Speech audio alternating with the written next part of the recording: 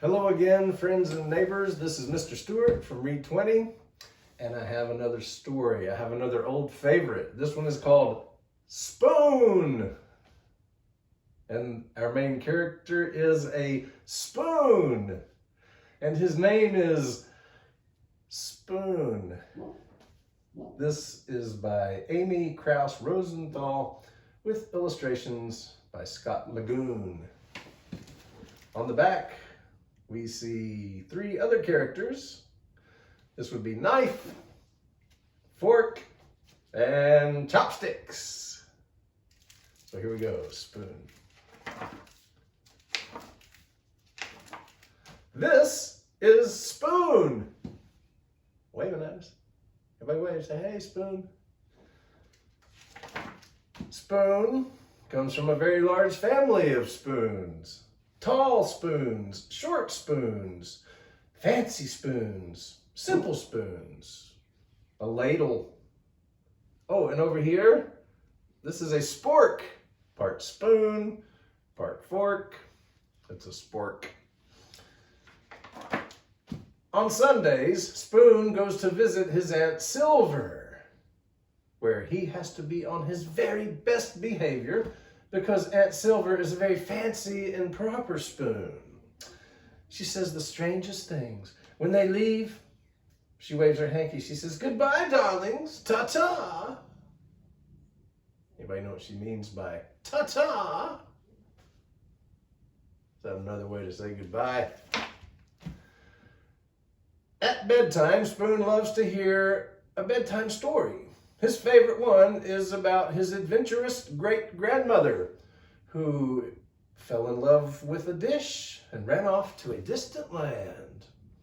You may have heard this story. It starts out, hey diddle diddle, the cat and the fiddle. The cow jumped over the moon. Well, the little dog laughed to see such sport, and the dish ran away with the spoon. And that's his great-grandmother. Now here lately, Spoon has been feeling kind of blue. Yeah, kind of sad. But his mom knew right away. She says, what's the matter, Spoon? You look a little bent out of shape. He says, oh, nothing. But it just seems like all my friends have it better than I do. Yeah, like my friend Knife. Boy, is he lucky. He gets to cut and slice and spread. I can't really do those things. Mama says, well, yeah, Knife is pretty spiffy that way, isn't he? And Fork is so lucky. She gets to go practically everywhere. I bet she never goes stir crazy like I do. And Mama says, yeah, Fork does get out and make herself useful, doesn't she? I mean, here she is flipping hamburgers while they're cooking on the grill. And here she has stabbed some cucumbers and carrots up out of a salad. I can't really stab anything, Spoon says. And check out this picture. This is his friend Fork trying to lasso a meatball with a spaghetti noodle. Anybody ever tried that? And here she is face first into a piece of cake. And then he says, oh, and my friends chopsticks, they are so lucky. Everybody thinks chopsticks are really cool and exotic. Nobody thinks I'm cool or exotic. Anybody know what exotic means? It's basically different, not from around here. Yeah, those chopsticks really are something else, aren't they? Here they are dancing amongst the sushi. Anybody like sushi? Meanwhile, if only Spoon knew what his friends were saying at that very minute. Knife says, oh yeah, that Spoon is very lucky. I mean, he's so fun and easygoing. Think about it. Everyone's always serious with me. I mean, when are you ever allowed to be silly and play with a knife? Not a good idea. He says, Spoon has all the fun. He gets to bang and clang on the pots and pans. I never get to do that. Fork says, that's right. Spoon is so lucky. He gets to measure stuff. Nobody ever does that with me.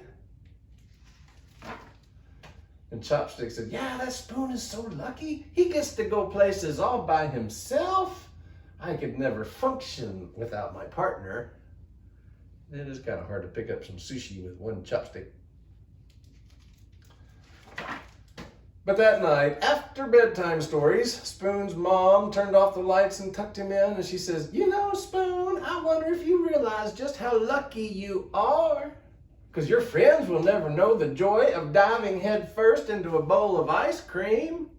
You get to do that all the time. Yeah, I love some ice cream.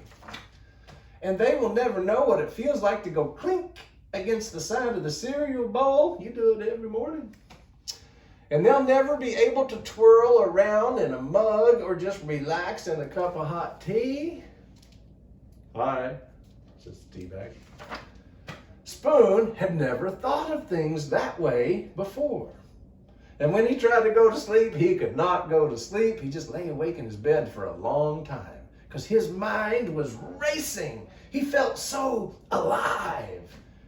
So there was only one thing to do. Mom, Dad, I can't go to sleep. And Dad says, well, come snuggle with us, Spoon. And Mom says, yes, come spoon with us. Because spoons are pretty good at laying up close together like that. One thing for sure, everybody had sweet dreams that night. What are they dreaming of?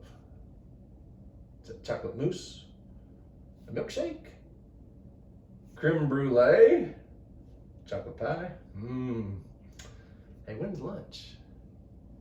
Oh, anyway, thank you for tuning in today. I hope you enjoyed our story, Spoon by Amy Rosenthal.